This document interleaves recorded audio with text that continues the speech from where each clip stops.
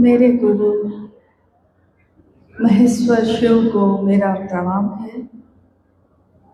इस कालखंड के प्रथम शिव के शिष्य और हम सबों के परम आदरणीय वरेण्य गुरु भ्राता साहब श्री के चरणों में मेरा प्रणाम है।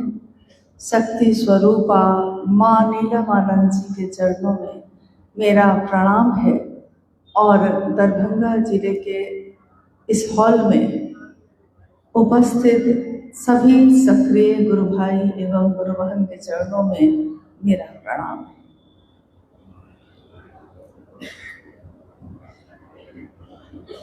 हमारा सौभाग्य है कि अपने गुरु शिव के लिए यहाँ आने का मौका मिला है।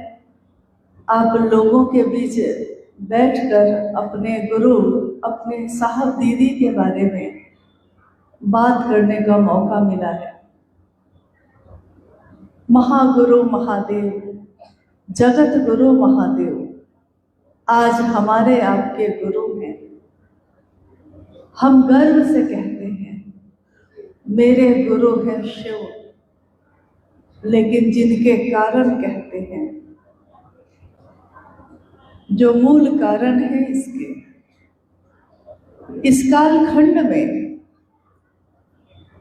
महादेव की बात शुरू करने वाले गुरु और शिष्य की परंपरा में एक नए हिमालय को गढ़ने वाले हम सभी शिव शिष्यों का मन कृतज्ञ है अपने उन साहब के लिए जिनके कारण महादेव आज मेरे और आपके हो सके। महादेव शिव, इनकी पूजा तो अति प्राचीन काल से होती आई है। महादेव की पूजा सिर्फ भारत में ही नहीं, भारत के बाहर के भी सभी देशों में होती आई है। हजारों साल पहले के शिवलिंग जो है, विशाल शिवलिंग कभी अफ्रीका की खुदाई में मिलते हैं। जब सभ्यता खत्म होती है और इतने वर्ष के बाद उसकी खुदाई होती है, उसमें भी शिव के प्रतीक मिलते हैं। तो इस दुनिया में शिव के प्रतीक तो मिलते रहे हैं, शिवलिंग के रूप में पूजा होती आई, क्योंकि एकमात्र ऐसे देवी या देवता जिनकी सिर्फ मूर्ति नहीं बनी, जगत के लोगों ने ये भी अनुभव किया कि वो जिनकी हम मूर्ति तो बना सकते हैं, तस्वीर तो बना सकते हैं, लेकिन अंततः उनसे ही मिलना है, उनके उस स्वरूप से जिसका कोई आकार नहीं। यानी जो मूर्ति दिख रही है, जो शिवलिंग दिख रहा है या जो तस्वीर दिख रही है, उसके चैतन्य से मिलना है, उस चेतना से मिलना है जिसका हम और आप अंश हैं। बूंद बूंद में जो बटे हुए हैं हम और आप, एक दिन सबको उसी समंदर में मिलना है। हर नदी उसी समंदर में जाके मिलती है। नदियों को कोई रास्ता नहीं बताता, तब भी वो रास्ता खोज ही लेती है, क्योंकि उसको मिलना ही है। साहब श्री ने कहा कि वो महादेव जिसकी इच्छा से ये दुनिया बनी है, ये सृष्टि बनी है, शिव ने एक दिन इच्छा की, एको हम बहुश्याम, मैं एक हूँ और अनेक हो जाऊं, बहुत हो जाऊं। शिव की इच्छा में बल है, शिवेच्छा बली असी। शिव की इच्छा में इतना बल है, इतना बल है कि मात्र इच्छा से सृष्टि बनती है, रहती है और टूट जाती है।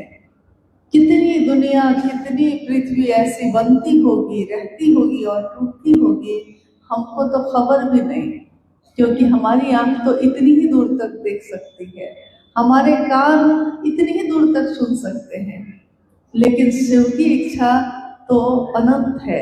हमारी गणना है, हम गिनती करते हैं, लेकिन एक सीमा के बाद हमारी गिनती भी खत्म हो जाती है और शिव की परिधि प्रारंभ होती है शिव की, यानी जिसका कोई तल नहीं है, जिसकी कोई सीमा रेखा नहीं है, अनंत है वो, असीम है वो।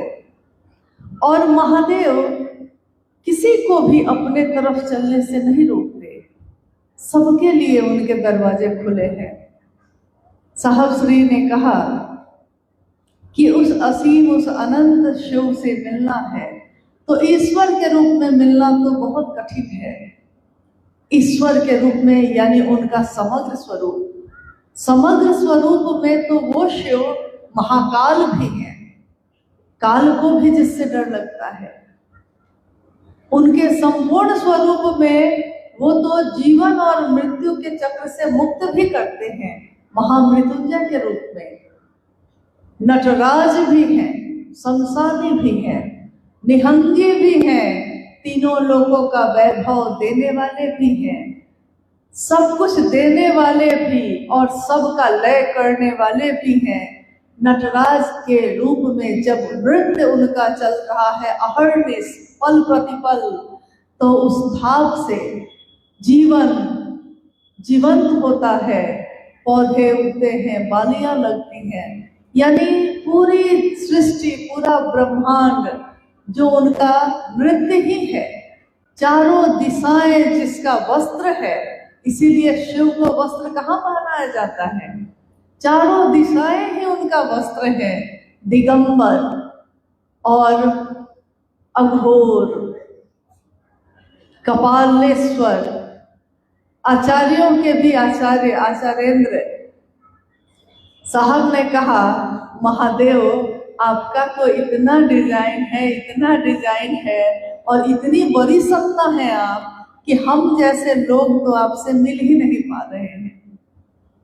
दुनिया के असंख्य लोग महादेव की पूजा तो कर रहे थे, लेकिन दूर से। महादेव तो भगवान हैं, हम उनसे कैसे मिले, वो मेरे कैसे होंगे, हम उनके कैसे होंगे। भगवान तो वो थे ही, दुनिया के लोग भी थे ही, लेकिन उस भगवान से मिला कैसे जाता है, ये रास्ता बताने वाला कोई नहीं था। क्या विधि है, शिव हो उतरब पार, कौन विधि ना, किस विधि से उस पार उतरेंगे, विधि बताने वाला कोई नहीं। पूजा तो हो रही है, शिव की शक्तियों का तो यह क्षेत्र ही है। शिव की अनंत असंख्य शक्तियों की पूजा होती आई, आज भी हो रही है। माँ भगवती की पूजा, माँ काली की, जो शिव की शक्ति है, शिव का प्रकटीकरण है। साहब श्री ने कहा कि शक्तियां शिव का प्रकटीकरण है। शिव अपनी शक्तियों से जाने जाते हैं और सबसे सुंदर प्रकटीकरण जो है, यानी जो रूप दिखता है, वो सब की सब उनकी शक्तियां हैं। आपने गौर किया होगा, जैसे ही हम नाम लेते हैं शिव की शक्ति, तो हमारे मन में कैसा रूप आता है, किसका रूप आता है? शिव की शक्ति, यानी अगर उसको रूप देना चाहें, अगर उसको आकार देना चाहें, तो क्या आकार देते हैं हम? मां का। शिव की शक्ति, शक्ति है वो, ऊर्जा है वो, शिव की है, तो स्वाभाविक है जो देवों के देव हैं, जो ईश्वरों के भी ईश्वर है, उनकी शक्ति कैसी होगी? उस शक्ति में ऊर्जा है, उस शक्ति से सारी चीजें चल रही हैं। और हमारे जगत में तो अगर शक्ति मिले तो सबसे पहले अहंकार होता है, सबसे पहले अकर होता है। शक्ति है यानी अहंकार है। लेकिन गौर करिए, शिव की शक्ति, तो जैसे ही हमारे सामने ये बात होती है शिव की शक्ति, तो हमारी आंखों में एक रूप उभरता है, मां का। शिव की शक्ति मां का स्वरूप होती है, इसीलिए उसमें करुणा है, उसमें ममता है, पिघलने की विधा है। कहाँ अहंकार है? समस्त शक्तियों से जो संचित है, उनमें कोई अहंकार नहीं। वो तो माँ का रूप है, वो तो अपनी गोद में बैठाने वाली, वो तो अपनी ममता से पल्लवित पोषित करने वाली है। स्वाभाविक है, जो शिव का होगा, शिव के पास होगा, धरती पे भी तो वही होगा। अगर शिव माँ न हो तो धरती पे कौन माँ है? अगर शिव पिता नहीं तो धरती पे कौन पिता है? अगर शिव में समस्त स्वरूप नहीं तो वो रूप धरती पे कैसे हो सकता है? समस्त रूप जो धरती पे है शिव से ही निकले हुए। तो वैसे ही वही चीज, वही आचरण, वही स्वभाव धरती पे भी हमारी आंखों ने देखा। आप में से कुछ लोगों ने उसका साक्षात सशरीर भी दर्शन किया है। शिव के शिष्य साहब हरिंद्रानंद जी का, ममतामयी मां नीलमानंद जी का, शिव के शिष्य, उनका एक रूप है ये धरती पे। उनके और रूप भी धरती पे रहे हैं।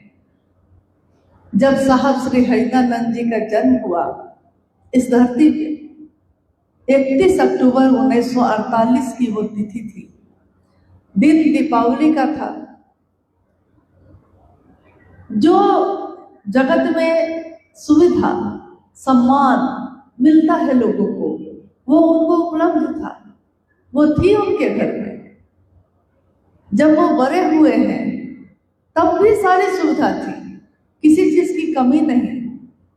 बस उनके पिता ने तो इतना ही चाहा था, उनकी माँ ने इतना ही चाहा, जैसे हम और आप चाहते हैं कि मेरा बेटा अच्छा बने, पढ़ के कुछ अफसर बने, मेरी बेटी कुछ बढ़िया काम करे, मेरा सर ऊंचा हो जाए।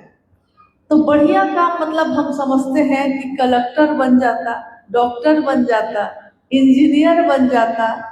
लेकिन कोई नहीं चाहता, कोई नहीं चाहता। अघोरेश्वर के रूप में पूजा करता है लेकिन खुद नहीं चाहता कि मेरा बच्चा अघोरी बन जाए, ये कोई नहीं चाहता। महादेव की पूजा करता है लेकिन महादेव के उस सौम्य रूप को अपनाना चाहता है जिसको देखकर खुशी मिलती है, आनंद मिलता है। तो हम उमापति के रूप में पूजा करते हैं, हम गृहस्थों के साकार आदर्श के रूप में पूजा करते हैं। लेकिन रौद्र रूप जहाँ नहीं आता है वहाँ हम पूजा तो करते हैं भय से, प्रेम से, लेकिन ये नहीं चाहते कि मेरे घर में भी ऐसा हो जाए। नहीं। तो उस दिन साहब और दीदी का जो जीवन जो हम सुन रहे हैं अभी, साहब के जीवन में उनके माता और पिता की जो भूमिका है जैसा सबका होता है। उनकी माँ ने कहा उनको, जब 12 साल की आयु में वो शमशान जाने लगे तो आस पड़ोस में सब जगह से शिकायतें आने लगे। लोग कहने लगे कि आपका बेटा तो बिगड़ गया, बर्बाद हो गया, अघोरी हो गया, शमशान जाता है। माँ और पिता दोनों को काफी चिंता हुई। तो उनकी माँ ने कहा था उस दिन, ये घटना ऐसा नहीं कि आज पहली बार हम लोग बता रहे हैं, इस घटना को तो स्वयं साहब श्री ने ही कहा। आओ चले शिव की ओर में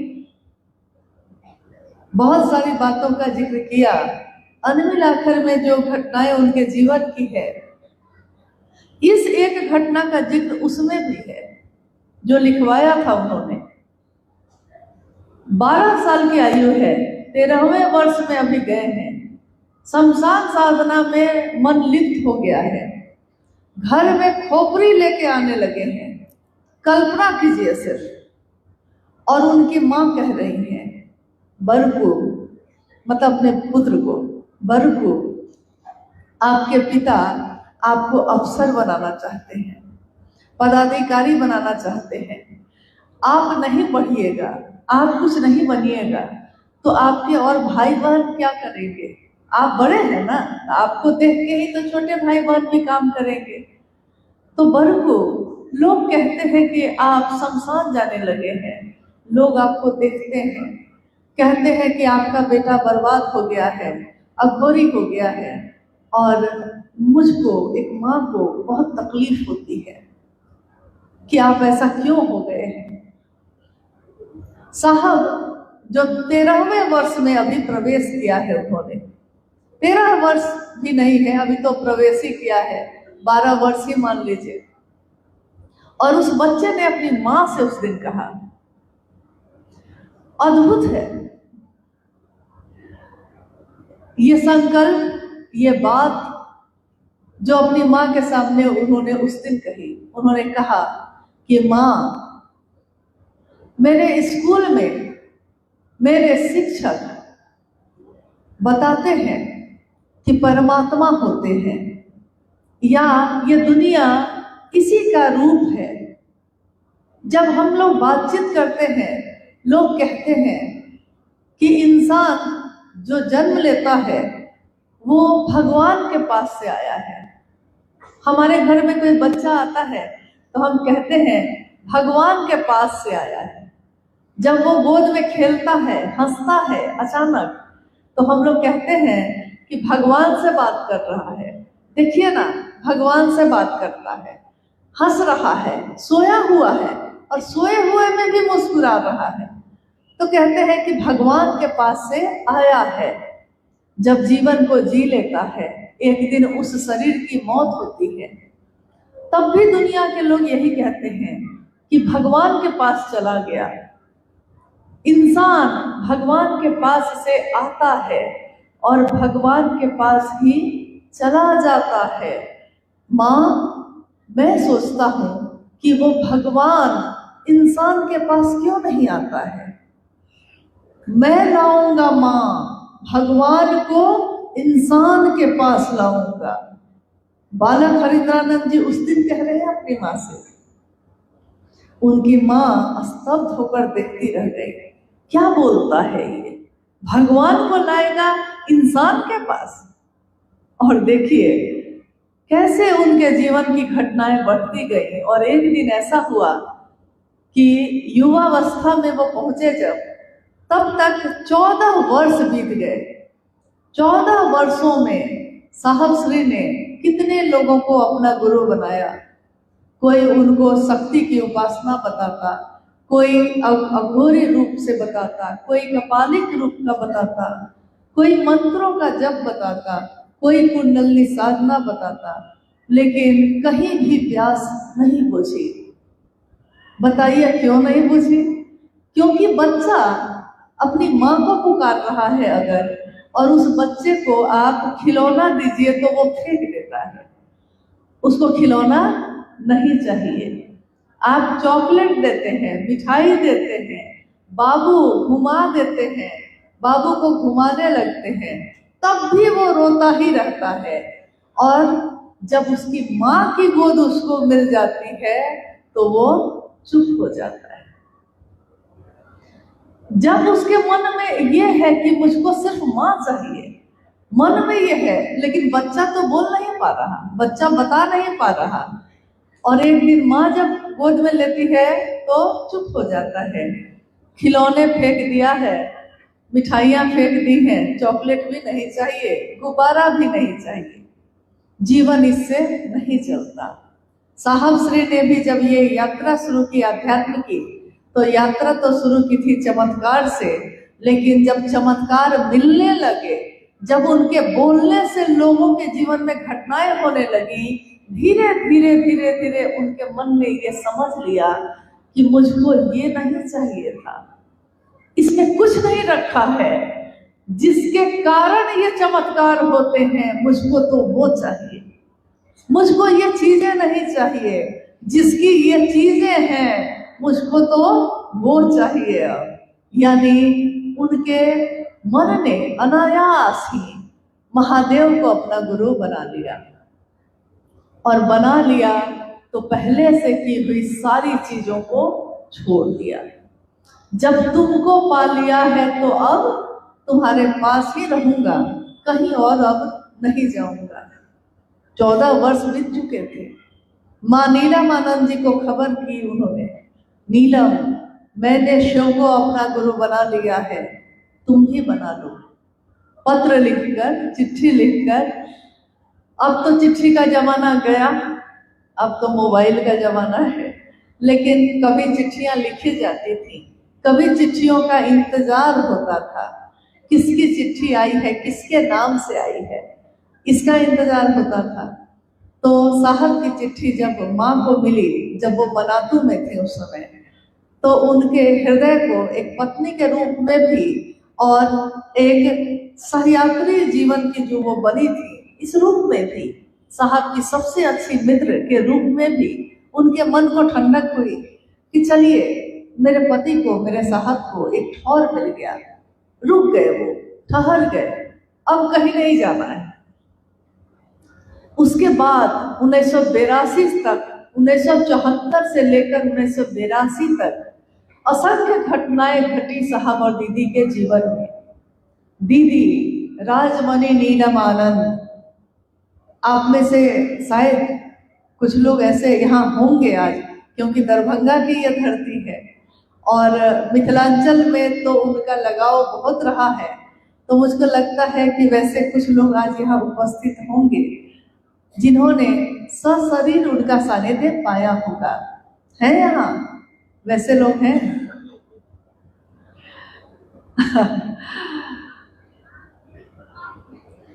यानी उन्होंने इस रूप को देखा है, भगवती के उस रूप को जिसमें वो करुणामयी है, वो ममतामयी है, सब पे अपना सब कुछ लुटाने वाली है।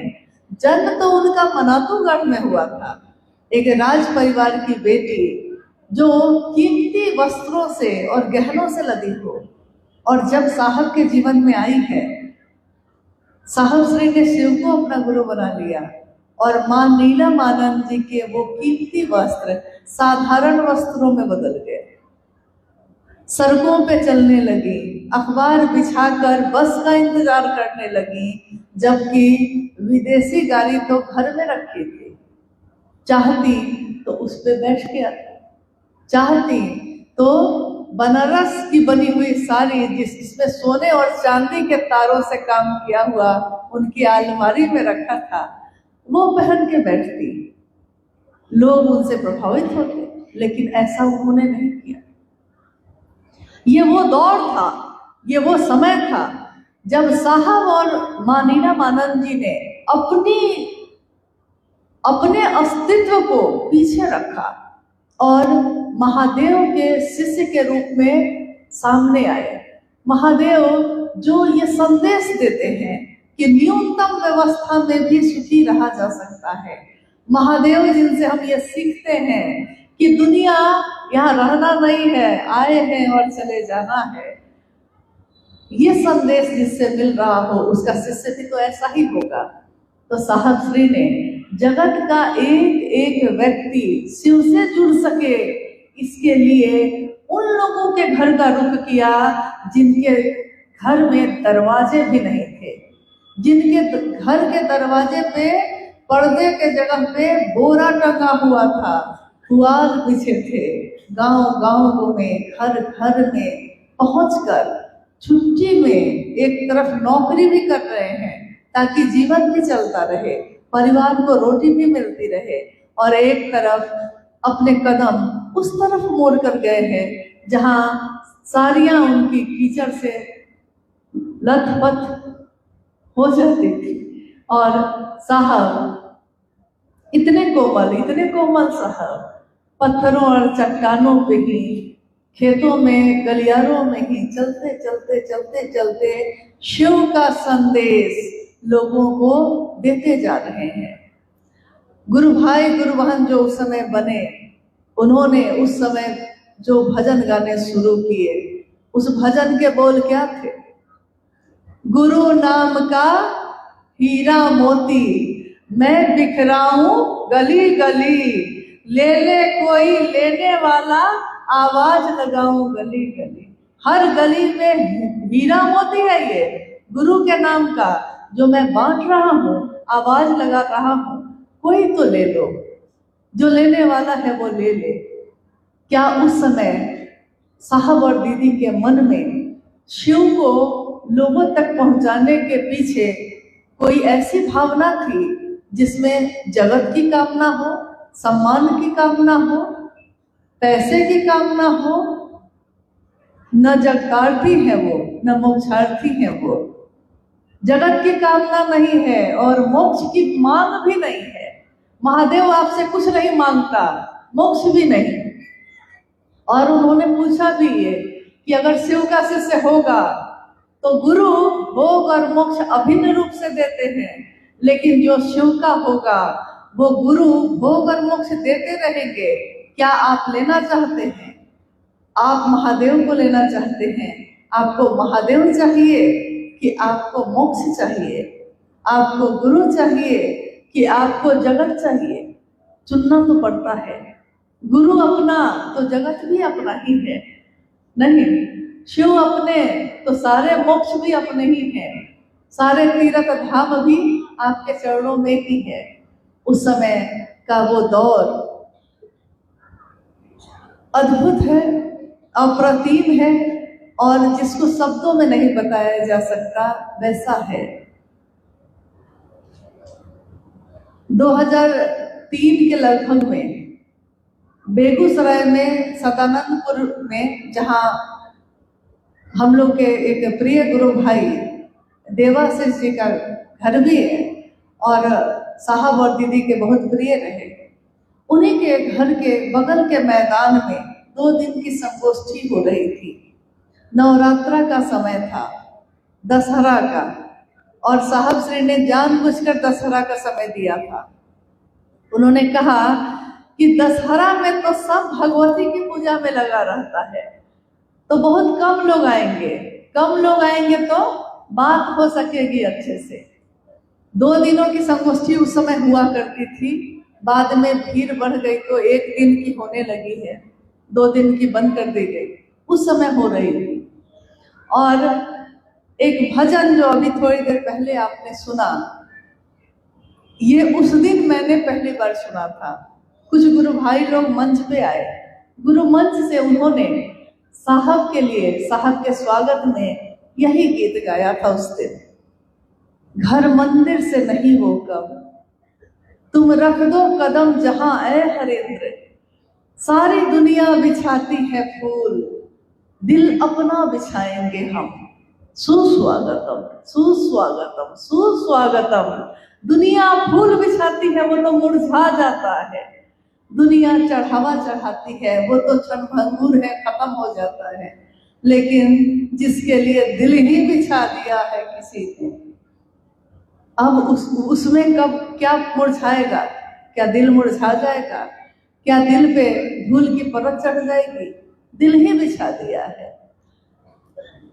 साहब ने हंसते हुए कहा कि बताओ, मैंने कहा महादेव के लिए दिल बिछाना? देखो नीलम, माँ बैठी थी बगल में, उन्होंने कहा देखो नीलम, मेरे लिए ही दिल बिछाने लगा। माँ ने कहा कि आपने मिलवाया है, इसलिए आपके लिए दिल बिछाते हैं, नहीं तो कौन किसके लिए दिल बिछाता है? जब हम लोग लौटे बातचीत में, साहब ने कहा कि कबीरा जब हम पैदा हुए, जग हंसा हम रोए, ऐसी करनी कर चलो, ऐसी करनी कर चलो, हम हंसे जग रोए। और जिस दिन साहब शिवलीन हुए, गुरु बहनों ने, गुरु भाइयों ने अपने आंचल से, अपनी गमछी से उस रास्ते को, उस रास्ते की सारी धूल को पोंछ दिया। ये कौन है जो हमारे जीवन में आए? ये कौन है जो हमको खींचते हैं महादेव की तरफ?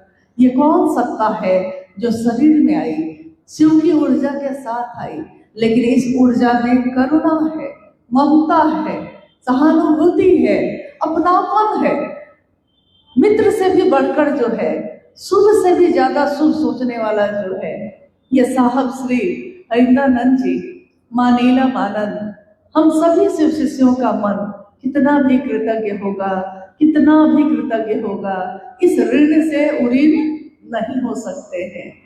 कहते हैं कि कर्ज चुकाया जा सकता है लेकिन एहसान नहीं चुकाया जा सकता। माँ के दूध का ऋण नहीं उतार सकता कोई, पिता के छांव का ऋण नहीं उतार सकता कोई। शिव से साहब भैरनानंद जी और ममता मई नीलमानंद जी ने जो रास्ता दिखाया, जो रास्ते के कांटों को अपने आंचल से चुन के हटाया है, जिसमें फूल ही फूल बिछा दिए, उस रास्ते पे आज हम आप चल रहे हैं। कहाँ कांटे हैं, फूल ही फूल हैं। जो कांटे थे वो फूल में बदल गए कि कल रात में देखा सखी मैंने पिया का गाँव रे। उस गांव में, ये गांव जो है ये कैसा है, इस गांव में कांटे बन गए फूल रे, और धूप भी लगती है छाँव रे। धूप में भी छाँव लग रही है, कांटे भी फूल की तरह है, चुभते ही नहीं। ऐसा गांव, ऐसी धरती साहब श्री ने बनाकर हम सबको दे दिया, और हम अपनी आने वाली पीढ़ी को भी यही देकर जाएंगे। हम सभी शिव के से इस धरती पे आते रहेंगे, जाते रहेंगे। दुनिया को क्या देना चाहते हैं, दुनिया को क्या देकर जाएंगे? क्या अपने बच्चों के लिए सिर्फ जमीन छोड़ के जाएंगे, पैसे और गहने छोड़ के जाएंगे, या अपने बच्चों के मन में उस शिव को उतारेंगे जिससे उतरने से वो अपने जीवन को जी लेगा? गुरु जीवन जीने की कला सिखाते हैं। शिव की दुनिया में हम आप रहते हैं, हमारी दुनिया में वो शिव क्यों नहीं रहता? इस दुनिया में रहो, लेकिन इस दुनिया के होके मत रह जाना। रहना नहीं देश वीराना है। साहब की इन पंक्तियों से हमारा जीवन प्रदीप्त है। हर जगह ये पंक्तियां, ये बोली उनकी, ये शब्द उनके, शब्दन मार जगाए दिलोरे। ये शब्द उनके ऐसी मार है मन पे कि उसने हमको आपको जगा दिया है, और हम जगे। दुनिया सोई है। साहब कह रहे हैं कि तुम तो जग गए, दूसरों को भी तो जगाओ कम से कम। दुनिया सोई है तो आने का संकल्प कि आओ चले शिव की ओर, ये संकल्प भी उनका, लेकर जाने का रास्ता भी उन्होंने बनाया, गति भी उन्होंने दी है। और बस इतना ही कहा है कि चलना है तो चलिए, उसी रास्ते पे चलिए। मिलना है तो महादेव से मिलिए। उस महादेव की सुंदरता कभी खत्म नहीं होती, उस महादेव का सत्य कभी नहीं बदलता। हमारा आपका तो बदलता है। हम आप भीड़ में चलते हैं, साथ में चलते हैं। कभी कभी कोई इतना प्रेम देता है, इतना प्रेम देता है कि लगता है कि इससे बढ़ के मेरा अपना कोई नहीं। लेकिन अगले ही कुछ दिन में पता चलता है कि सबसे बड़ा दुश्मन भी वही बन के बैठा है। तो लगता है यहाँ कौन अपना है। ये ठोकर हमको सुरखरू बनाती है, चलने का जज्बा पैदा करती है, चलने का हुनर पैदा करती है। ठोकरें नहीं मिले तो हम चले कैसे संभल के? तो ठोकरें भी जरूरी है, तभी ना महादेव की तरफ चलते हैं। एक नदी जब पहाड़ से गिरती है तो उसकी दिशा नीचे की तरफ होती है, लेकिन बड़े बड़े चट्टान उसके रास्ते पे होते हैं। उन चट्टानों से टकराने पे दर्द तो होता होगा, लेकिन वो चट्टान उसकी दिशा को बदल देती है। और साहब श्री कह रहे हैं कि मैं नहीं जानता शिव के बिना इस दुनिया की दशा और दिशा क्या होगी, ये मैं नहीं जानता। लेकिन शिव के साथ ये सृष्टि सबल होगी, सुवासित होगी, सक्षम होगी, ये मैं जानता हूँ। इसलिए उन्होंने हमको आपको शिव का साथ दिया। ये 3 सूत्र जो हम और आप कर रहे हैं, बरसों बरस से कर रहे हैं। कोई 20 साल से कर रहा है, कोई 30 साल से कर रहा है, किसी ने आजकल में करना शुरू किया है। परिणाम सबके जीवन में एक जैसे है। गुलाब के का फूल मसलने पे भी सुगंध ही देता है। शिव को से दया मांगिए, शिव की चर्चा करिए, शिव से प्रणाम करने का तरीका जानिए, तो परिणाम तो शिव ही मिलेंगे। तीनों सूत्रों से शिव ही मिलते हैं। इन 3 सूत्रों में साहब श्री ने कहीं अपना नाम नहीं लिखा। लेकिन हम लोग अगर कोई काम करें तो हम सबसे पहले अपना नाम बताने लगते हैं। मैंने किया, मेरा क्षेत्र, मेरी दुनिया, मेरा जिला। लेकिन साहब श्री ने जब किया तो उन्होंने तो 3 सूत्रों में अपना नाम भी नहीं लिखा। जानते हैं क्यों नहीं लिखा?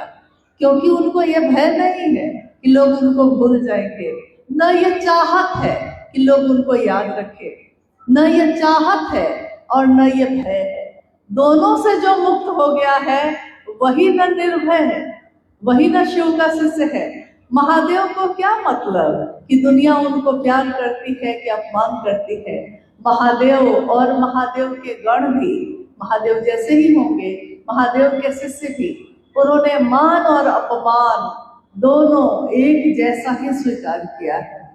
और हम सबके जीवन में भी यही उतार दिया। आज कोई मान करे तब भी उसका शुभ ही सोचते हैं, कोई अपमान करे तब भी उसका शुभ ही सोचते हैं। आइए, ये शिव के शिष्यों की संगोष्ठी है तो थोड़ी भावना उमड़ जाती है और समय बढ़ जाता है। क्या पता जीवन का, इस जीवन का कौन सा क्षण अंतिम हो, कोई नहीं जानता। हर पल को ऐसे जीना है कि लगे कि जैसे ये अंतिम है। क्या पता इसके बाद महादेव की ये बात कब हो, कहाँ हो, कैसे हो। जीवन रहा तो महादेव की बात धरती पे होगी, और जीवन से जाएंगे तो जाते समय जो अंतिम याद, अंतिम स्मृति, अंतिम नाम जो मन में गूंजता है, साहब ने ही एक दिन कहा कि उसी में आपका जन्म फिर से होगा। अंतिम शब्द अगर महादेव महादेव निकले तो वहां भी महादेव, यहाँ भी महादेव, दोनों जगह तो महादेव ही है। तो रहना तो उन्हीं के साथ है। लेकिन अभी चूंकि हम लोग गुरु भाई गुरु बहन बैठे हैं और आप लोगों का भी आभार है, कृतज्ञता ही है कि इस गर्मी में भी सब कोई सहयोग कर रहे हैं, शांतिपूर्ण ढंग से बैठे हैं। ये विधा तो प्रेम की है, इसमें दिमाग तो लगता नहीं है, दिल लगता है। दिल के रास्ते में दिमाग नहीं लगता और दिमाग के रास्ते में दिल नहीं लगता है। लेकिन धरती पे रह के काम करना है तो बहुत दिमाग वालों से भी वास्ता पड़ जाता है। हर जगह दिल से ही तो लोग नहीं मिलते। इसलिए संगोष्ठी में हम लोग कुछ वैसे विषय पे भी बात करते हैं जो सामान्यतः हमारे आपके जीवन में घटती है, जिसका सामना हमको आपको करना पड़ता है, या जो जिज्ञासा हमारे आपके मन में कभी कभी आ जाती है। तो अगर वैसी कुछ जिज्ञासा है तो हम लोग उस पर भी बात करने की कोशिश करते हैं।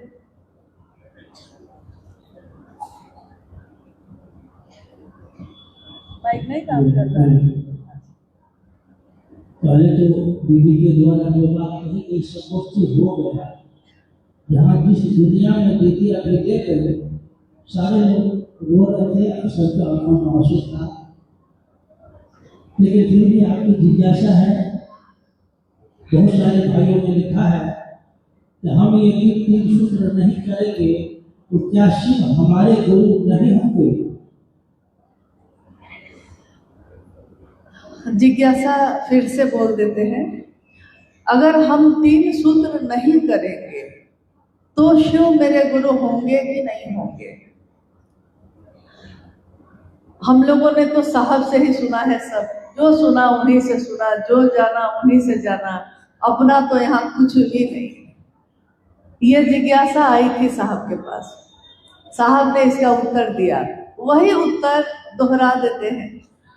उत्तर उन्होंने ये दिया कि जब मैंने शिव को अपना गुरु बनाया था तो 3 सूत्र थे मेरे जीवन में? नहीं थे। लेकिन मैंने क्या किया, मेरे जीवन में जो घटनाएं हुई वो क्या हुई।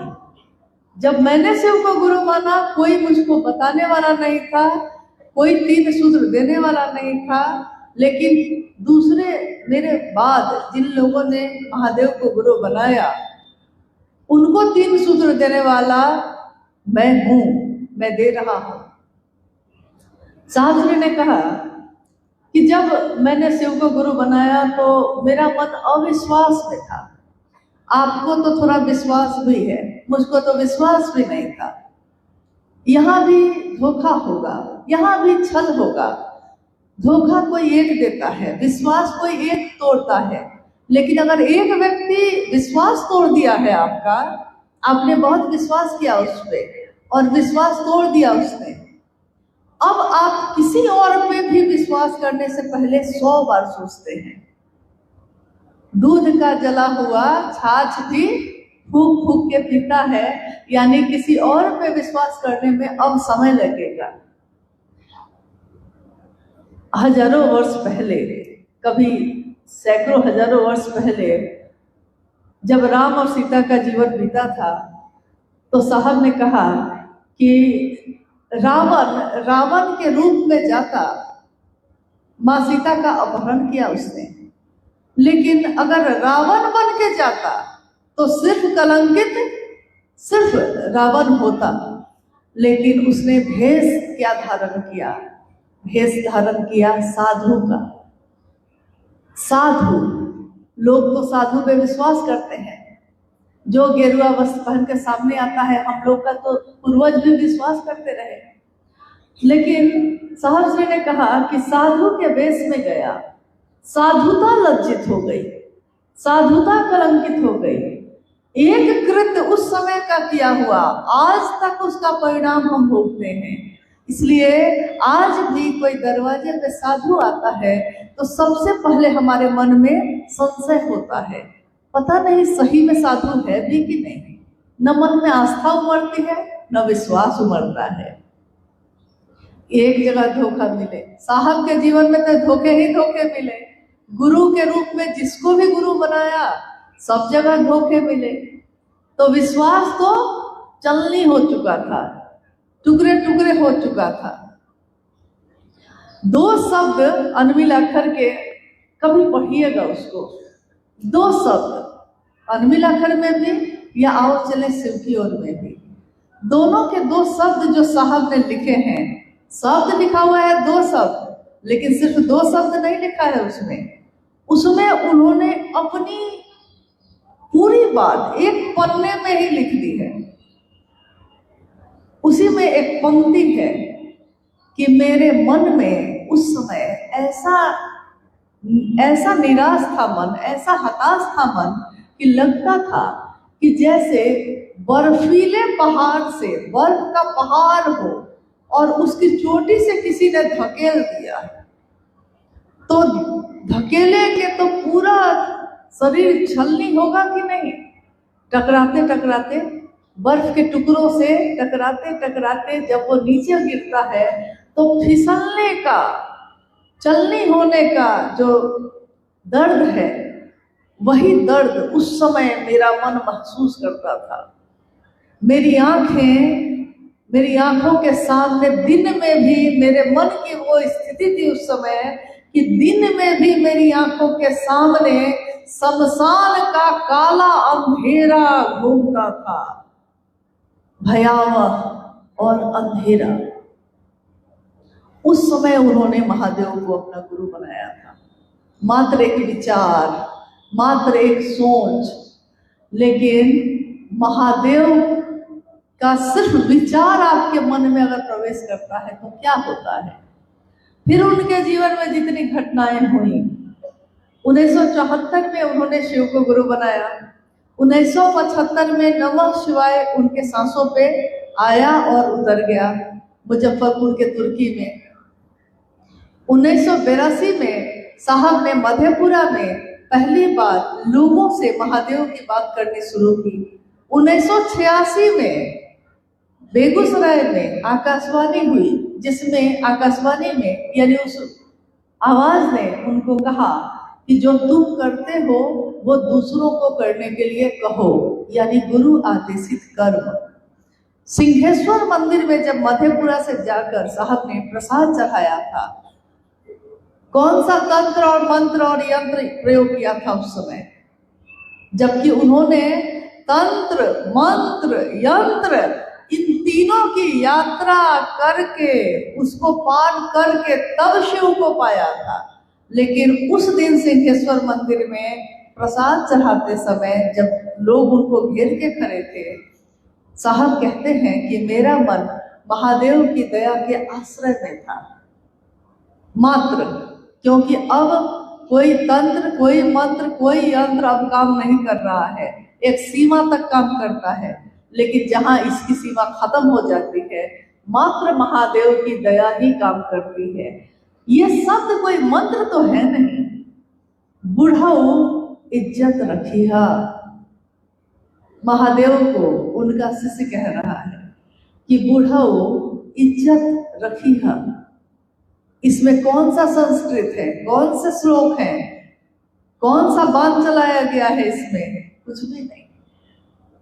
चारों तरफ से घिरा हुआ उनका शिष्य समाज में खड़ा है, महादेव के सामने रसगुल्ले की थाली लेकर, और कह रहा है कि महादेव को अब मेरे पास कोई उपाय नहीं है, हमको नहीं मालूम है कि प्रसाद कैसे चढ़ता है, आप कैसे प्रसाद ग्रहण करते हैं, ये प्रक्रिया भी मुझको नहीं मालूम, प्रसाद चढ़ता कैसे है ये तरीका भी मुझको नहीं मालूम, लेकिन प्रसाद रखता हूँ और चढ़ जाता है। अब मैं क्या करूँ? तरीका कोई पूछ रहा है, तरीका क्या बताऊं, तरीका तो जानता ही नहीं है।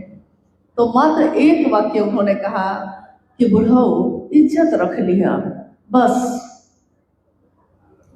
जैसे किसी बेटी का बारात आ गया हो, घर पे बारात लग गई है और बेटा का पिता आके कहता है और इतना रुपया दीजिए तब ब्याह होगा, नहीं तो गए हम लौटे। और लड़की का पिता अपनी पगड़ी उसके चरण में, पैरों पे रख देता है और कहता है इज्जत रख लीजिए, इज्जत रखिए। ये शब्द नहीं है, ये पूरा का पूरा शिव शिष्यता का आगे की व्याप्ति ही उसी पे टिकी है, मात्र उसी पे टिकी है।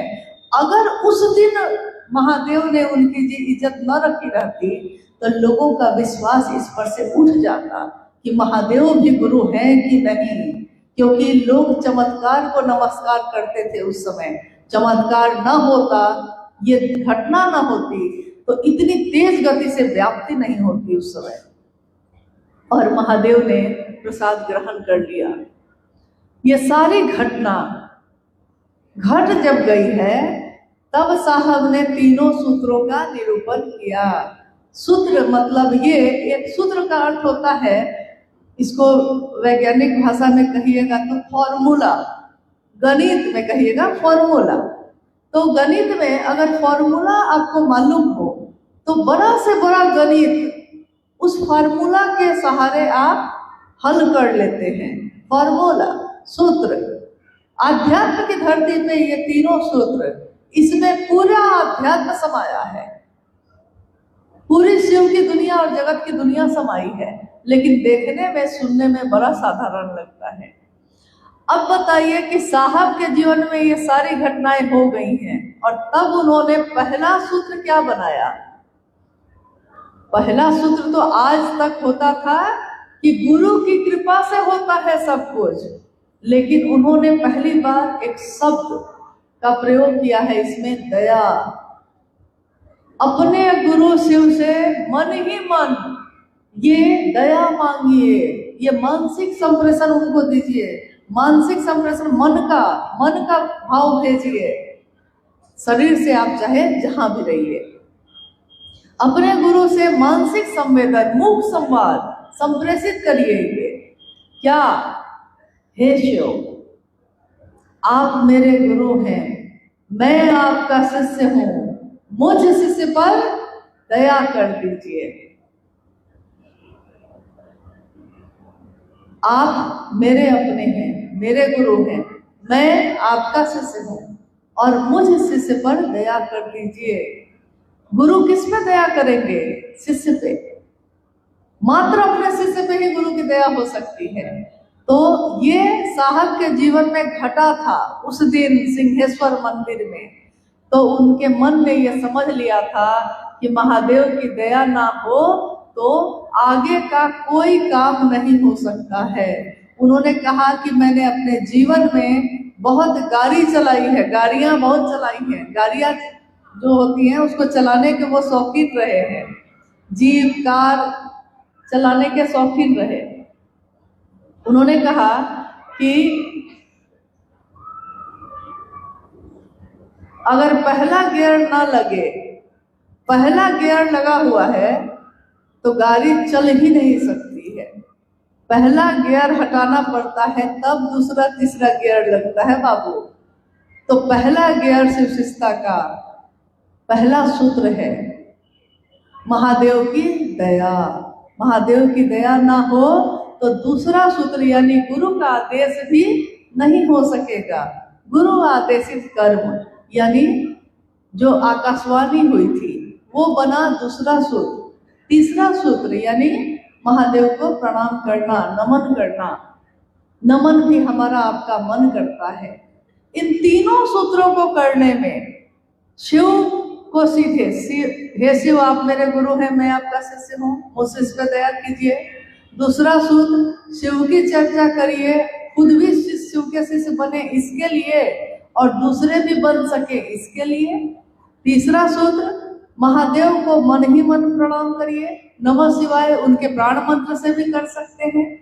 इन तीन सूत्रों में साहब श्री का नाम कहीं नहीं है, क्योंकि देने वाला तो कण कण में है ही। बिना उससे मिले ये तीनों सूत्र तो हो ही नहीं सकते। जिसने दिया है ऊर्जा तो उसकी काम कर रही है, मेरी आपकी थोड़ी काम करती है। हम लोग सोचते हैं कि हम कर रहे हैं, वो ना चाहें तो हम एक कदम नहीं चल सकते। आध्यात्मिक ऊर्जा का संचरण उन्होंने सब में किया, लेकिन अगर वो खींच ले तब हम बोल पाएंगे, हम सुन पाएंगे, हम महादेव की परिधि में रह भी पाएंगे। तो बिना उनके आप ये तीनों सूत्र भी नहीं कर सकेंगे, जबकि तीनों सूत्र में सिर्फ शिव का नाम है, कहीं भी हरिंद्रानंद नहीं लिखा है। और प्रारंभिक समय में लंबे समय तक उन्होंने अपना नाम लिखा भी नहीं। महाशिवरात्रि के आयोजन में हरा भोला हरा शिवा का संकीर्तन चल रहा है, साहब ने उसमें कहाँ अपने नाम का प्रयोग किया? कहाँ माँ नीलमानंद जी ने कहा कि मैंने लिखा है? कभी आपने सुना क्या कि माँ नीलमानंद जी ने कहा है कि ये तो मैंने लिखा है, जागरण भजन तो मैंने लिखा है? देने वाला देता है, दावा थोड़े ही ठोकता है उस पे, देने वाला तो दे देता है। नहीं, महादेव जैसा कलेजा है, दिए जा रहे हैं। हम कृतज्ञ भी हैं, हम कृतज्ञ भी हैं। जो कृतज्ञ है वो लेकर भूलता नहीं, जो कृतज्ञ है वो ले भी लेता है और अपना जो लेबल है उस पे लगा भी देता है, अपना मोहर लगा देता है उस पे। तो आप कहते हैं कि अमुक कंपनी का ये है, लेकिन पता चलता है कि बनवाया कहीं और गया से, कहीं और जगह से था। आते आते यहाँ पे इस कंपनी ने अपना मोहर लगा दिया है। तो आज शिव शिष्यता इतनी व्यापक है कि हर कुछ दूर के बाद चाहिए तो कोई अपना कुछ बना लिया, कोई कुछ बना लिया, कोई अपने नाम से जोड़ लिया, कोई अपनी स्थिति से जोड़ लिया है। कोई कहता है कि हम साहब के नजदीक थे, कोई कहता है हम दीदी के नजदीक थे, कोई ये कोई वो कहता है। ये कोई नहीं कहता कि साहब और दीदी के अगर हम नजदीक भी थे तो उन्होंने क्या सिखाया, क्या बताया? उन्होंने तो महादेव से मिलने की विधा बताई थी। ये तो नहीं कहा था कि खुद से जोड़ना, ये तो नहीं कहा था कि अपना बड़प्पन, अपना अस्तित्व दिखाने लगना लोगों को। उन्होंने तो महादेव की मोहक छवि दिखानी चाहिए, मोहक छवि जो मन को मोह लेती है, जो मन को खींच लेती है, वैसी छवि। तो जब तीनों सूत्रों का निरूपण उन्होंने किया है तो आपने देखा है कि उस समय जब उनके जीवन में तीनों सूत्र नहीं थे तब भी साहब श्री ने तीनों सूत्र ही किए।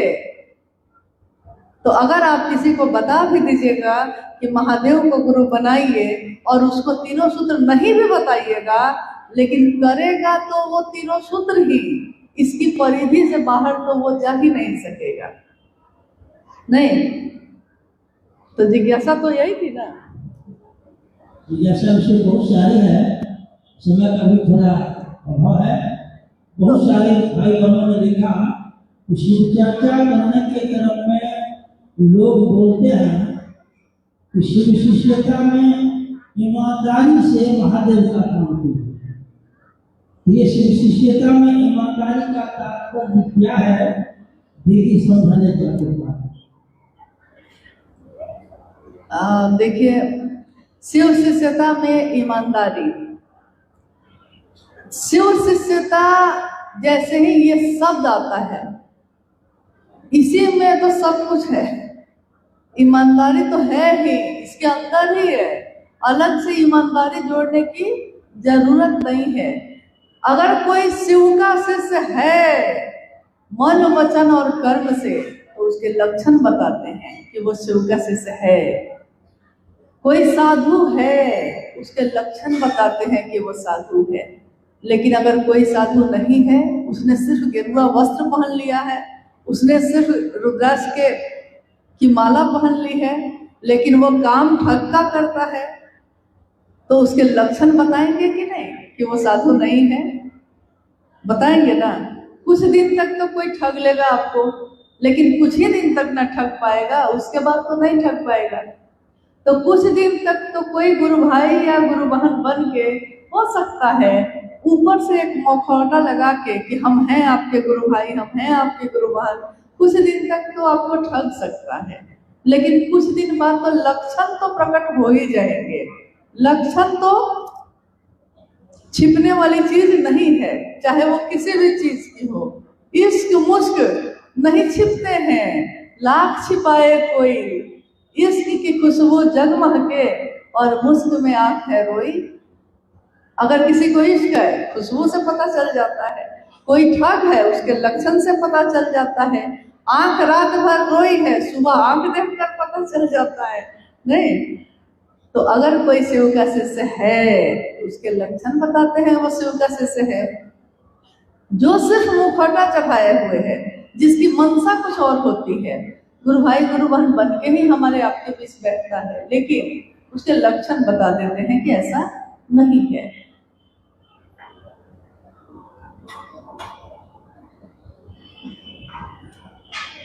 दीदी इसमें बोलती है अभी जिज्ञासा क्योंकि संतुष्टि है जो बोलते हैं कहना करेगा। बहुत सारे भाइयों ने लिखा है, विदेश या डोगरा ने लिखा कि क्षेत्रों में अधिकांश देखने को मिलता है कि कुछ गुरु भाई गुरु बहन लोग महादेव को धोती और मैया को साड़ी चढ़ाते हैं और चर्चा करते हैं और पुनः उसको अपने घर ले जाते हैं। क्या ये करना चाहिए? भाई मेरा निवेदन है कि अगर किन्हीं को दिक्कत है कपड़े की, मतलब मान लीजिए हमको धोती चाहिए, हमको साड़ी चाहिए, मांग लीजिए ना, मतलब मांग लीजिए सीधे। गुरु भाई गुरु बहन ही तो हैं, मेरे पास नहीं होगा हम मांग लेंगे, आपके पास नहीं होगा मांग लीजिए, परिवार है हम लोग। नहीं, मेरे घर में अगर चावल नहीं है और गुरु बहन है मेरी, तो हम मांग लेंगे। लेकिन इसके लिए महादेव से, मतलब महादेव को सामने रखकर करने की जरूरत नहीं है। महादेव को सामने रखकर ये काम कोई शिव का शिष्य करे, ये शोभनीय नहीं है। आपको जरूरत है, आप मांग लीजिए, कोई खुशी खुशी देगा। एक मांगिएगा, दो देगा, मेरी अनुभूति है ये। मांगिए तो, मांगते क्यों नहीं? जरूरत है तो मांग लीजिए, लेकिन महादेव का सहारा लेकर करना ठीक नहीं है, क्योंकि जो गरीब है वो शिव चर्चा नहीं रख पाएगा। जिसके पास आगे अगले दिन क्या खाएगा ये भी पता नहीं जिसको, तो वो अगर शिव चर्चा करना चाहेगा तो कैसे करेगा? नहीं कर सकेगा। हम कहेंगे कि नहीं, फल भी चढ़ाओ, मिठाई भी चढ़ाओ, कपड़ा भी चढ़ाओ, तो वो कैसे करेगा? साहस ही नहीं करेगा। और उस कपड़े से आपका कभी भला भी नहीं होगा, उन्नति हो जाती। कितने लोग तो शिव चर्चा के नाम पे धन उगाही करते हैं और चुपचाप रख लेते हैं। क्या उनकी उन्नति हो गई? अगर ये करने से उन्नति हो गई है तो और करिए, एक बार साहब के कार्यक्रम में ऐसा हुआ, बहुत पहले की बात है, बिहार में हुआ। तो कुछ दिन तक मुख्यालय में साहब के पास ये शिकायत आती रही कि अमुक जिला में ऐसा हुआ, ऐसा हुआ, ऐसा हुआ। साहब ने कहा कि आप धरती से महादेव को देखते हैं, मैं महादेव के तरफ से धरती को देखता हूँ। आप धरती से देखते हैं तो आपके चिंतन में ये आता है कि इतना पैसा रख लिया, इतना पैसा रख लिया और महादेव के नाम पे जुटाया था और वहाँ के आयोजक लोगों ने रख लिया। लेकिन मैं महादेव के तरफ से जब देखता हूँ तो मुझको लगता है कि जो महादेव के लिए खड़ा है उसको इससे कोई फर्क नहीं पड़ा। आपने लूटा, आपने धोखा दिया, ये आप जानिए, लेकिन ये करने में भी आपने बात तो महादेव की ही की होगी। आपने नाम तो हरिद्रानंद का ही लिया होगा। 10 रुपया किसी से ठगना है अगर, तब भी आपने परोसा तो महादेव को ही होगा। तो साहब ने कहा कि छोड़ो बेकार की बातों को, क्योंकि इसमें कुछ नहीं रखा है। जो ईमानदार है वो ईमानदार ही रहेगा, जो बेईमान है वो बेईमान ही रहेगा। लेकिन उसको ठीक करने का जिम्मा हमारा आपका नहीं है। ये अलग बात है कि महादेव मेरे हैं, महादेव आपके हैं, तो आपको इसकी भी परवाह होगी कि कोई महादेव को बेचकर जगत ना खरीदे। शिव का शीश झुकता है महादेव के लिए, किसी के सामने झुकेगा। महादेव के लिए झुकता है ना, तो किसी के सामने झुकेगा। लेकिन जिस दिन वो ये देखता है कि इस कृत्य से मेरे महादेव कलंकित हो रहे हैं, उस दिन वो अपने ही महादेव का त्रिशूल भी उठाता है। झुकता है वो, लेकिन त्रिशूल के साथ झुकता है। ये आप अपनी आंखों के सामने अपने घर को कलंकित होते नहीं देख सकते। शिव की चर्चा शुरू हुई है दुनिया में, समाज में, हमारे कृत्य से या हमारे किसी गुरु भाई गुरुवान के कृत्य से। अगर शिव पे उंगली उठती है तो हर उस शिष्य को पीड़ा होती है, दर्द होता है, जिसने शिव को अपना माना है। जो अपना माना है तो दर्द होगा, जो अपना माना है तो आवेश पैदा होगा ही होगा। आप ये नहीं कह सकते कि महादेव जानेंगे। अगर आप हर बात में ये कहते हैं महादेव जानेंगे तब तो ठीक है तो महादेव का ही मामला, गुरु तो वही है, लेकिन उनके शिष्यों को भी तो कुछ संभालने की जिम्मेदारी है कि नहीं है। सिर्फ गुरु का नाम का लाभ लीजिएगा और गुरु के दुनिया में कोई कुछ भी करता रहेगा तो सजग नहीं होइएगा, जागरूक नहीं होइएगा। कोई दुकान खोलकर बैठा है, वो तो सोच के ही बैठा है ना कि उसको लाभ कमाना है, लेकिन बाहर में लिखा रहता है जागो ग्राहक जागो। ग्राहक यानी जो आया है उसको जागरूक बनना पड़ता है, उसको समझ के लेना पड़ता है क्या लेना है क्या नहीं। तो यहाँ तो फिर बिजनेस नहीं चल रहा है, यहाँ तो दिल से चल रहे हैं हम लोग, दिल का मामला है। तो यहाँ अगर कोई कहता है, देखिए साहब ने कुछ भी छोड़ा नहीं है बोलने से, उनकी हर बात में वही ऊर्जा है। आप सिर्फ दोहराइए तो लोगों के सामने। उन्होंने तो साफ कहा कि अरे जगत बेचकर जगत खरीदने का रिवाज तो पुराना है, जगत बेचकर जगत खरीदने का रिवाज तो पुराना है, लेकिन शिव को बेचकर जगत मत खरीदना। कोई उन्नति नहीं होगी, कुछ नहीं होगा, कुछ हासिल नहीं होगा, हाथ खाली के खाली रह जाएंगे। लेकिन शिव को रखिए ना सामने, आपको तो लोग खुद ही प्यार करेंगे, खुद ही सम्मान देंगे। किस घर में आपको भोजन नहीं मिलेगा, किस घर में कमरा नहीं मिलेगा, लोग तो खुद ही देखेंगे। आप लोग की बात करते हैं। हमारे झारखंड में एक गुरु भाई जो आते हैं, साहब तो भीड़ में भी उसको देखकर समझ गया कि धोती फटी है, और साहब ने अपनी अलमारी से, जब आए वो अपनी अलमारी से निकलवा के दिया है। तो ये पूरी दुनिया सिर्फ गाने के लिए है कि दुनिया, ये दुनिया हरिंदर की दुनिया, ये हरिंदर की ही दुनिया है। ये सिर्फ गाने का मामला नहीं है, ये दुनिया तो उन्हीं की है। उस दुनिया के हम आप एक सदस्य हैं, उसकी उस व्यवस्था के एक अंश हैं। लेकिन हमारा आपका अधिकार है, जो जरूरत है उसकी पूर्ति महादेव करेंगे ही करेंगे। ये भी साहब ने ही कहा है, आपकी जरूरत जो महादेव महादेव करता है, जो महादेव के लिए मरता है, महादेव उसकी जरूरत की पूर्ति करते ही करते हैं। छोड़िए महादेव को, महादेव नहीं करेंगे तो मैं करूंगा। और ये भी कहा उस दिन कि ये भी कहा कि जरूरत की पूर्ति होगी, छुटाने का गारंटी नहीं है। ये भी कहे, कुछ भी छोड़ा उन्होंने नहीं है, कुछ भी नहीं छोड़ा। ऐसा मिजाज वाला तो धरती पे कोई जन्म ही नहीं लिया कभी नहीं, जिसको ये भी नहीं भय है कि आप उठ के चले जाएंगे, जिसको ये भी भय नहीं है कि आप फिर लौट के नहीं आइएगा। नहीं, महादेव के लिए उन्होंने कोई समझौता किसी से नहीं किया। इसी का नतीजा हुआ कि कुछ लोग जो अलग अलग मंशा से उनके साथ चले, तो बहुत लोगों ने उनका साथ छोड़ा, लेकिन जो साथ छोड़कर गए उनके लिए भी साहब ने शुभ सोचा, कभी अहित नहीं सोचा, लेकिन इसकी परवाह भी नहीं की। इस अंबर में कितने तारे हैं, टूटते हैं और फिर नए जन्म लेते हैं। पर बोलो टूटे तारों पर कब अंबर शोक मनाता है। जो बीत गई सो बात गई, जो अच्छे थे तो चले, जो नहीं चलना था वो तो नहीं चलेंगे। जो चलने का संकल्प लेकर चल चुके हैं, अपने घर से निकल चुके हैं, वो अवरोधों को, चट्टानों को भी आरोहण बनाएंगे, चट्टानों पे चढ़ के भी उस पार उतरेंगे और महादेव का काम करके आएंगे। करने वाला करता है, बोलने वाला बोलता है। दुनिया ऐसी ही है, ऐसी ही है।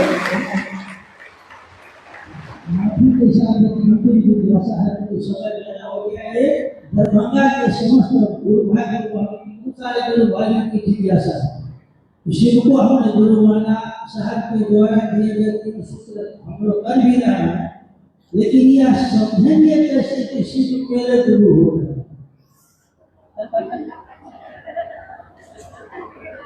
देखिए, कुछ जिज्ञासा मेरे हाथ में भी आई थी उस समय जब हम पढ़े। तो जिज्ञासा अच्छी है, सारी जिज्ञासा अच्छी है, हमारे जीवन से जुड़ी हुई है। तो एक गुरु भाई की जिज्ञासा ये भी थी उसमें कि जिस मंच पे हम लोग सर झुकाते हैं, क्या उस मंच पे गुरु भाई गुरु बहनों को चप्पल जूता पहन के जाना चाहिए? बिल्कुल नहीं जाना चाहिए, क्योंकि आपके आचरण देखकर दूसरे भी शिव के शिष्य बनते हैं। वो देखते हैं हम अगर महादेव की इस जगह की कद्र नहीं करेंगे, दूसरे भी नहीं करेंगे। हम अगर अपने पिता का सम्मान नहीं करते हैं तो पड़ोसी भी आके गाली देके चला जाता है। लेकिन पड़ोसी जब देखता है कि बेटा बाप के लिए मरा जा रहा है, तो उसके बाप के तरफ वो टेढ़ी नजर से भी नहीं देखता है, हिम्मत नहीं करता है। तो जब शिव के शिष्य शिव के कार्य की सारी चीजों की गरिमा नहीं रखेंगे, तो दुनिया के लोग भी नहीं रखेंगे। इसलिए हम क्या करते हैं ये बहुत महत्वपूर्ण है। इसमें आई थी जिज्ञासा, समय अभाव के कारण लगता है वो नहीं पढ़ पाए, लेकिन मुझको याद है, इसलिए मैंने इस बात को भी रख दिया है। अब बोलिए क्या बोल रहे थे फिर से।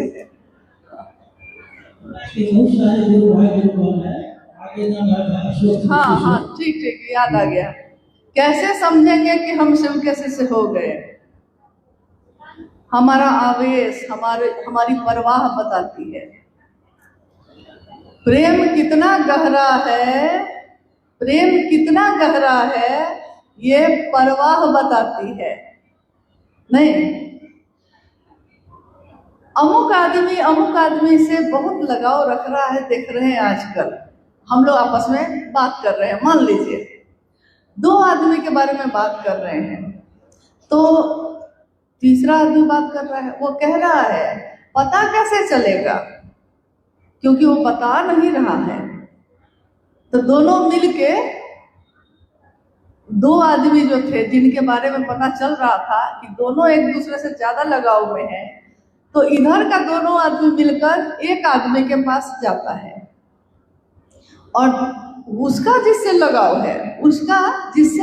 है, जिससे प्रेम है, उसके बारे में गालियां देना शुरू करता है।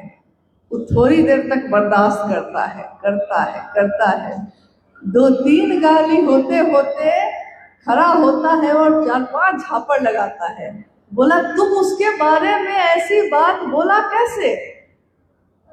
तो सामने वाला बोला, समझ गए, हम लोग को यही तो पता करना था नहीं कि तुम दोनों में कोई मामला है, तुम बता नहीं रहा था। नाम उसका लिए जिससे प्रेम होता है, जिससे लगाव है, तो अगर उसका नाम होता है तब होठ मुस्कुराते भी हैं। जिससे प्रेम हो उसका नाम सुन के अच्छा लगता है। और अगर प्रेम है और आपने उसकी बदनामी का काम किया है तो आवेश भी होगा। आप उसके, जैसे महादेव से हम कहते हैं कि महादेव मेरे गुरु हुए कि नहीं, हम शिव के शिष्य हुए कि नहीं, पता कैसे चलेगा? आपकी परवाह बताती है। आप जाते घर से, शिव चर्चा सुनते, चलते, लौट आते, लेकिन शिव चर्चा स्थल पे आप गए तो आपने देखा कि कोई तस्वीर लगाया है, लेकिन महादेव की तो लगाया है। ऐसा हुआ था एक जगह, महादेव की तस्वीर लगी थी और उस समय साहब अपनी तस्वीर लगाने के लिए मना कर किए थे। लाचारी में लगाना पड़ा उनको। बाद में उन्होंने हर काम व्यवस्था में ही किया। महादेव को गुरु भी व्यवस्था में माना, नाम भी अपना लिखा बाद में तो व्यवस्था में, क्योंकि सब अपना अपना नाम लिखने लगे थे। और बैनर पे वहां के जो मुख्य आयोजक थे उनकी तस्वीर लगी थी।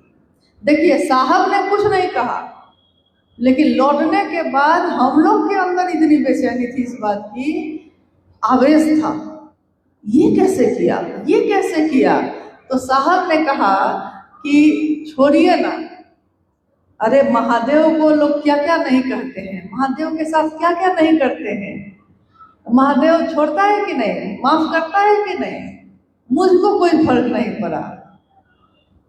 तो मैंने कहा उनको, सबको, हम लोग बैठे थे सारे लोग, तो मैंने कहा उनको, साहब आपको फर्क नहीं पड़ा, महादेव को कोई कुछ अपमान करता है, महादेव को फर्क नहीं पड़ता, लेकिन आपने कहा एक दिन कि महादेव के जो गण होते हैं, महादेव का जो आदमी होता है, उसको अच्छा नहीं लगता कि मेरे महादेव के साथ ऐसा क्यों किया। तो आज अगर कोई आपके साथ ऐसा किया है, आपने माफ किया, आप महादेव हैं, हम लोग को भ्रम है कि आपके आदमी हैं, तो हम लोग को अच्छा नहीं लग रहा है कि आपके साथ ऐसा क्यों किया। देखिए, लक्षण बताते हैं कि शिव से हुए कि नहीं हुए। महादेव से लगाव होगा तो आपको महादेव की सारी व्यवस्था से भी लगाव होगा, सारी चीजों से भी मतलब होगा। अगर लगाव नहीं होगा तो गए हैं, भीड़ का हिस्सा बने हैं, लौट के चले आए हैं, न कोई चीज से मतलब नहीं है, किसी व्यवस्था से मतलब नहीं है। व्यवस्था प्रेम कायम नहीं करती, लेकिन प्रेम जब बढ़ता चला जाता है तो एक व्यवस्था की जरूरत पड़ती है। हम अपना जिसको भी समझते हैं उसके लिए कोई ना कोई व्यवस्था, उसकी सुरक्षा की, उसकी चीजों की करते हैं। अगर साहब श्री को हम लोगों से मतलब नहीं होता तो उनको इस बात की भी परवाह नहीं होती कि पूरी रात बैठ के हम चर्चा कर रहे हैं कि क्या कर रहे हैं, उससे साहब को क्या मतलब। लेकिन उन्होंने निर्देश जारी किया था उस समय, गुरु बहनों की संख्या ज्यादा होती है, किसी हालत में रात्रिकालीन चर्चाएं नहीं होनी चाहिए, शाम 8 बजे तक गुरु बहनें, गुरु भाई अपने घर पहुंच जाएं। इसके लिए जैसे ही अंधेरा हो उससे पहले चर्चाएं खत्म हो जानी चाहिए। ये निर्देश निकाला था उन्होंने, इसलिए कि इसके साथ उन्होंने एक बात कही उस समय कि आप अपने बहन को, अपनी माँ को 12 बजे रात तक नहीं बैठाते हैं चर्चाओं में, लेकिन गुरु बहन बैठे खूब भजन हो, इसमें आपको मजा आता है। आपको आता होगा मजा, हरिंद्रानंद को नहीं आता, क्योंकि मेरी बहन है वो, मेरा भाई है वो, लौटेगा कैसे, सुरक्षित जाएगा कैसे। मैं सोचता हूँ, मेरा मन बेचैन होता है। किसी कार्यक्रम में अगर लोगों को भोजन नहीं मिला तो साहब ने भोजन नहीं किया है, तो उनसे ज्यादा परवाह हम लोग की कौन करेगा, उनसे ज्यादा अपना कौन समझेगा। और जो महादेव की तरफ लेकर जा रहे हैं, देखिए संगोष्ठी है और समय सीमित है, तो बात तो और बहुत सारी है, कभी बात पूरी नहीं होगी। लेकिन हम लोग का जो स्वभाव है सो, और हमारे वरेण्य गुरु भ्राता का जो स्वभाव है सो, माँ नीलमानंद जी का है सो, दोनों का क्या मामला है सो देखिए। जब साहब ने महादेव को गुरु मानने की बात कही, काफी लोगों ने महादेव को गुरु माना। हमारे गांव घर में एक कहावत चलती है, शायद आपके यहाँ होती है कि नहीं, आप बताइए। क्योंकि यहाँ तो बजाई छी इतना बजाई छी कि फिर रुकबे न करे छी तो बजाई छी तो इतना बजलथिन कि आदि शंकराचार्य भी आके हार गए थे तो ऐसा है। तो कहावत एक है कि लाद द लदवा द, अब घरे तक भी पहुंचा द। आप लोग क्या भी है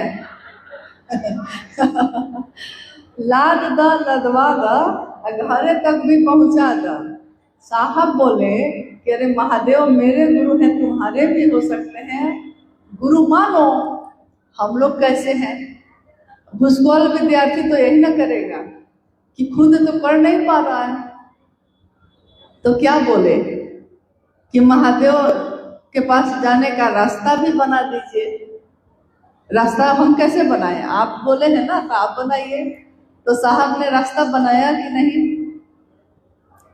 शिव शिष्यता का राजमार्ग जो सीधे शिव तक जाता है, और पूरी दुनिया में उस पर चलेगी तो ट्रैफिक जाम नहीं होगा, यानी सारे लोग चल सकते हैं उस पर, सारे, यानी एक एक व्यक्ति परमात्मा पथ का पथिक हो सकता है, ये साहब श्री ने कहा। तो लाद दा, अब हम कह रहे हैं लदवा दा, मतलब कि रास्ता भी बना दा, रास्ता भी बनाइए। तो रास्ता भी बनाया उन्होंने, कहा कि अब तो चलो, तो हम लोग चलना भी शुरू किए। अब कह रहे हैं कि पांव थक जा रहे हैं, बाधा ही बाधा है। और कहावत कि अब घरे तक भी पहुंचा दा, मतलब कि शिव तक भी पहुंचा दीजिए। तो साहब ने कहा कि आओ चले शिव की ओर, मेरे साथ चलो। आओ का अर्थ ही होता है मेरे साथ, जाओ नहीं कहा उन्होंने कहा आओ चले शिव की ओर, मेरे साथ महादेव की तरफ चलो। शिव ही हमारे गुरु हैं, शिव ही हमारा गंतव्य है, और शिव ही हमारी गति भी है। ये हमेशा हम सब याद रखेंगे तो कहीं कोई बाधा नहीं है। पूरी दुनिया अपनी है, हर व्यक्ति को शिव से जोड़ना है। कोई व्यक्ति यहाँ विशिष्ट नहीं है, हर व्यक्ति कोई हो सकता है, वो मेरे घर में रहने वाला या बाहर सब्जी बेचने वाला, कोई भी व्यक्ति मिलता है।